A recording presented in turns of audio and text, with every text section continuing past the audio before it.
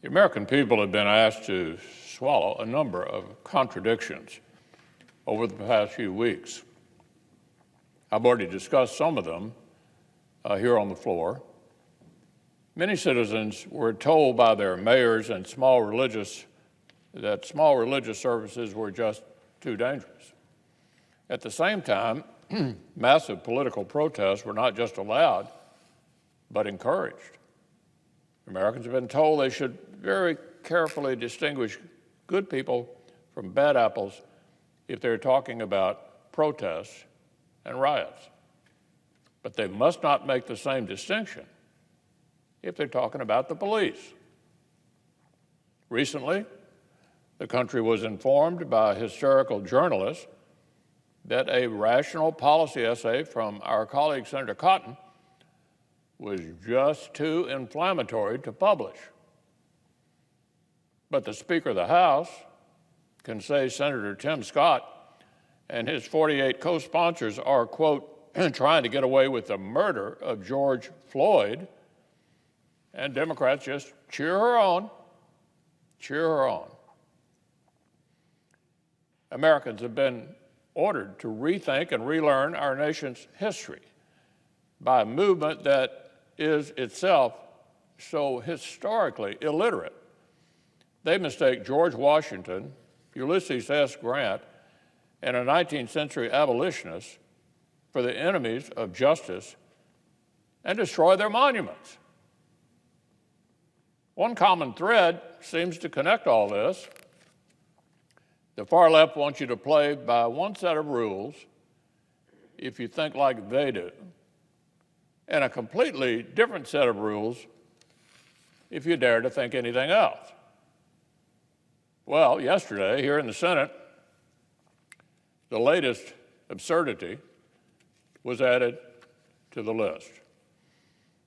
Our Democratic colleagues tried to say with straight faces they want the Senate to discuss political reform. They want the Senate to discuss police reform while they block the Senate from discussing police reform. They declared that Senator Scott's bill, which contains many bipartisan components, which literally contains entire bills written by Democrats, was beyond the pale. Senator Scott offered a wide-open bipartisan amendment process, and they walked away. Over in the House, when Democrats shoot down every Republican amendment in committee and allow 0 amendments on the floor, you can bet it'll be anointed a big, big success. Now, as an aside, Madam President, I could not help but notice that in the Democratic leader's lengthy remarks yesterday morning, he did not once address or acknowledge the junior senator for South Carolina as the author of the Justice Act. Not one time did the Democratic leader address Senator Tim Scott as the author of the legislation he was trashing.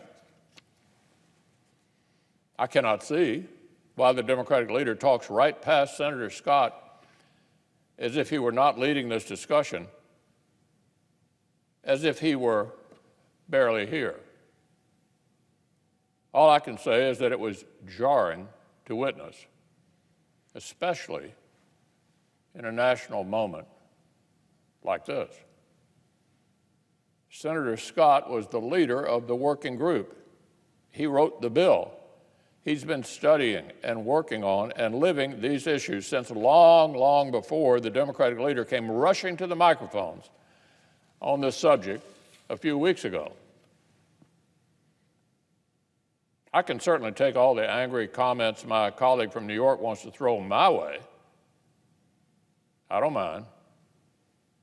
But if he'd like to learn something about the substance of this issue, he might want to stop acting like Senator Scott hardly exists